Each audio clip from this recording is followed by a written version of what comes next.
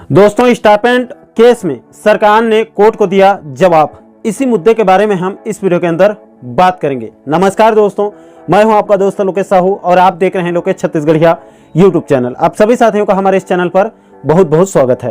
दोस्तों, सबसे पहले आपकी जानकारी के लिए बता दूं कि कोरोना के आड़ में भूपेश सरकार ने राज्य के अंदर होने वाले सभी शासकीय सेवाओं में नियुक्त होने वाले कर्मचारियों के लिए, यानी कि नए कर्मचारियों के लिए 2020 से 2 साल के परिवीक्षावधि में 1 साल की वृद्धि करके 3 साल कर दिया। और इसी के साथ साथ इन 3 साल के परिवीक्षावधि में 3 साल का स्टाइपेंड भी लागू कर दिया। इससे नवनियुक्त कर्मचारियों को सभी विभागों के 3 साल 100% वेतन नहीं मिल पाएगा, बल्कि 3 साल क्रमशः 30% प्रथम वर्ष काटा जाएगा, उसके बाद 20%, उसके बाद 10% की कटौती की जाएगी। इसके बाद चौथे साल से नवनियुक्त कर्मचारियों को 100% वेतन का लाभ दिया जाएगा। दोस्तों, कुछ जिलों से तो खबरें ये भी मिल रही है कि वेतन के तर्ज पर उनके भत्तों में, जैसे डीए, एचआरए में इसी अनुपात में कटौती भी कर दी जा रही है, जो कि बिल्कुल गलत है। इससे नवनियुक्त कर्मचारियों को भारी आर्थिक नुकसान होगा। एक तो उनका जो है वो वेतन भी कम है और उस वेतन में कटौती भी की जा रही है और ऊपर से उनके भत्तों में भी कटौती की जा रही है। दोस्तों, यहाँ पर मैं ये भी साफ कर दूं कि स्टाइपेंड सभी विभागों के नवनियुक्त कर्मचारियों के लिए लागू किया गया है, लेकिन 4 मई 2022 को संचालय स्वास्थ्य विभाग से जारी शुद्धि पत्र के मुताबिक संचालय स्वास्थ्य सेवा छत्तीसगढ़ के अंतर्गत 443 नियमित चिकित्सा अधिकारियों की नियुक्ति की गई थी। उनको स्टाइपेंड के स्थान पर 100% वेतन देने का जो है वो आदेश जारी किया गया था। दोस्तों, ये अपवाद है। इसको छोड़कर बाकी सभी नियमित भर्तियों में 3 साल के स्टाइपेंड को लागू कर दिया गया है। अब इसी स्टाइपेंड को समाप्त करवाने के लिए 2 मोर्चे पर लड़ाई चल रही है। एक तरफ तो प्रदेश के सहायक प्राध्यापकों ने पूर्ण वेतन की मांग करते हुए कई बड़े बड़े जनप्रतिनिधियों को इनके तरफ से ज्ञापन सौंपा जा रहा है, तो वहीं दूसरी तरफ 14,580 शिक्षक भर्ती में चयनित नवनियुक्त शिक्षक साथियों ने भी स्टाइपेंड को जड़ से समाप्त करने के लिए भी मोर्चा खोल दिया है। इसके लिए इनके तरफ से कई बड़े बड़े जनप्रतिनिधियों को ज्ञापन भी सौंपा जा रहा है और इसके अलावा इनके तरफ से बाकायदा बिलासपुर हाईकोर्ट में एक याचिका भी दायर कर दिया गया है, जिसमें स्टाइपेंड के स्थान पर 100% वेतन देने और 3 साल के परिवीक्षावधि को घटाकर पूर्व के भांति 2 साल करने के मुद्दे को लेकर एक याचिका भी दायर कर दिया गया है। और दोस्तों, आपकी जानकारी के लिए बता दूं कि इस स्टाइपेंड कोर्ट केस की कई दौर की सुनवाई भी अब तक हो चुकी है, जिसकी पिछली सुनवाई बीते 19 जनवरी 2023 को हुई है और कोर्ट ने इसकी अगली सुनवाई के लिए 1 फरवरी 2023 की तारीख मुकर्रर कर दी है। यानी कि स्टाइपेंड कोर्ट केस की नेक्स्ट हेयरिंग जो है वो 1 फरवरी 2023 को होने वाली है और कोर्ट ने इस पूरे मुद्दे पर सरकार के वकील से जवाब मांगा था। और दोस्तों, आप लोगों की तरफ से बहुत ज्यादा कमेंट भी आ रहे थे कि सरकार की तरफ से कोर्ट में कब जवाब प्रस्तुत किया जाएगा।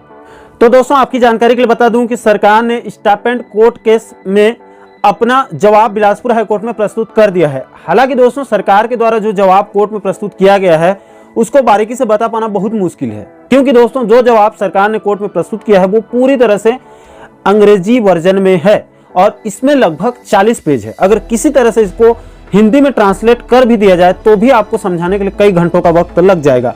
लेकिन दोस्तों, सरकार के जवाब से मोटा मोटी एक ही बात समझ में आ रही है, क्योंकि सरकार का कहना है कि नवनियुक्त कर्मचारियों को शुरुआत के 2 से 3 साल परिवीक्षावधि में रखा जाता है और वो नवनियुक्त कर्मचारियों के लिए प्रशिक्षण का दौर होता है। उनको उस दौर में कामकाज सिखाया जाता है और कोई भी नौकरी में, चाहे वो सरकारी हो या प्राइवेट हो, वेतन जो है वो शुरुआत में कम ही होता है। धीरे धीरे कर्मचारी की सैलरी को बढ़ाया जाता है, इसलिए स्टाइपेंड और परिवीक्षा अवधि को समाप्त नहीं किया जा सकता है। अब दोस्तों, इस केस के याचिकाकर्ता परवेज अली जी और इस केस से जुड़े 1-2 लोगों से कल मेरी फ़ोन के माध्यम से बात हुई और उनसे मैंने इस केस के बारे में डिस्कस किया और साथ ही साथ इसका हिंदी वर्जन भी तलाशने की कोशिश की। हालांकि दोस्तों, इसका हिंदी वर्जन तो नहीं मिल पाया, लेकिन याचिकाकर्ताओं से बातचीत करने के बाद एक ही बात समझ में आई कि सरकार ने अपना जवाब तो कोर्ट में प्रस्तुत कर दिया है। अब आगे पूरा गेंद जो है वो कोर्ट के पाले में है। कोर्ट चाहे तो 1 फरवरी 2023 के सुनवाई के दिन कुछ महत्वपूर्ण निर्णय दे सकता है और अगर कोर्ट चाहे तो स्टाइपेंड केस में अब दोनों पक्ष में बहस भी करवा सकता है और बहस पूरी होने के बाद ही अपना अंतिम फैसला दे सकता है। ये भी हो सकता है। अगर दोस्तों कोर्ट बहस कराएगा तो मामला लंबा होगा और स्टाइपेंड कोर्ट केस की अंतिम फैसला आने में थोड़ी देरी हो सकती है। और अगर कोर्ट कहे कि सरकार ने अपना जवाब तो प्रस्तुत कर दिया है, उसी जवाब के आधार पर हम फैसला दे देते हैं, तो अंतिम फैसला जल्द आ भी सकता है। अब दोस्तों, आगे क्या होगा ये बिलासपुर हाईकोर्ट को ही तय करना है।